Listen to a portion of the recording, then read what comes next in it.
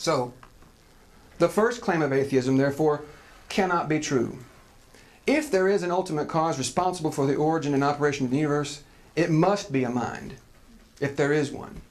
So, the next question is there one? This is the second claim that atheists have to defend. If they don't defend the first one, they have to defend this one. That there is no logically ultimate cause of these effects. That the causal chain just regresses infinitely. So that's the question we have to answer. Can a causal chain regress infinitely? And I think before I answer that, I want to approach it, I'm going to introduce Occam's razor and just apply it to the problem initially, just to introduce you to the idea. William of Occam was an English Franciscan. He was one of the most influential philosophers of the Middle Ages. But the principle of thought which bears his name predates him into antiquity and probably into prehistory. I mean, it's a pretty obvious principle of thought. I think it doesn't require much thinking to see the truth of it. The razor part of the term refers to cutting away unnecessary parts of an explanation. And maybe the principle can be best explained by an analogy using machines. We're just talking about machines, so I'm going to use an analogy with machines. Why should we prefer the machine that requires 100 parts over the one that works equally well and differs from it only in the fact that it requires only 2? Why would we want the one with 100 parts if they both do the same thing equally well? Not only is the machine with 100 parts unjustifiably complex, it has 98 more ways to break down. Right? And the same thing is true of explanations. It's the same principle with explanations. Here are a couple of medieval expressions of the idea. This is William of Occam himself. Plurality is not to be posited without necessity. And this is a later expression of it. Beings are not to be multiplied beyond necessity. And that is what this is talking about. Now, this is not to say that the simplest explanation is always the best, but that the simplest explanation that takes into account all the known facts is the best. So if you return to the machine analogy, for instance, if it turns out our machine with 2 parts actually needs another part, then we're justified in adding a third part. But we're not justified in adding any more parts than is necessary to make it work. You see what I mean? So that's the principle of Occam's razor.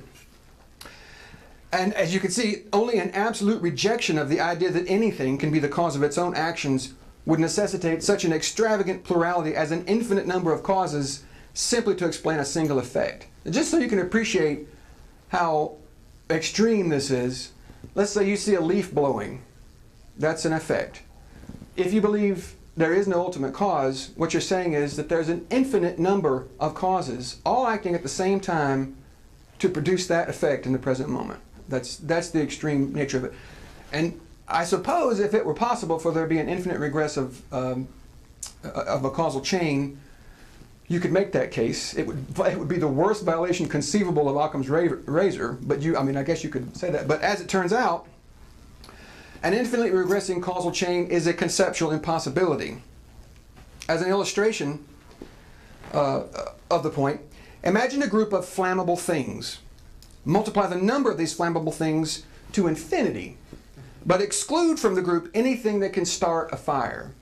So you've got an infinite number of things that could potentially burn, but nowhere in this group is anything that can actually start a fire.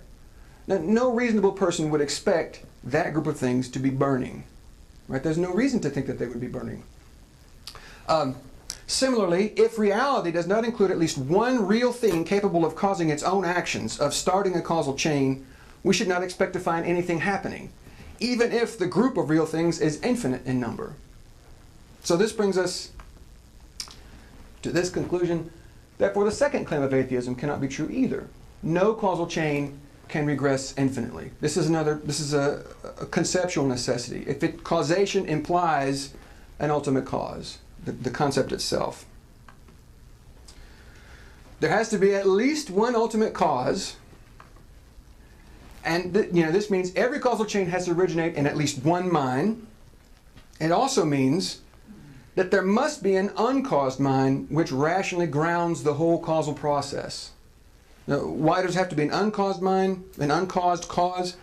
Because nothing can bring itself into existence. And if all ultimate causes are caused to exist by prior ultimate causes, then we still have an infinitely regressing causal chain. So Therefore, there must be one ultimate cause which is itself eternal and uncaused, just to make sense of the whole causal process.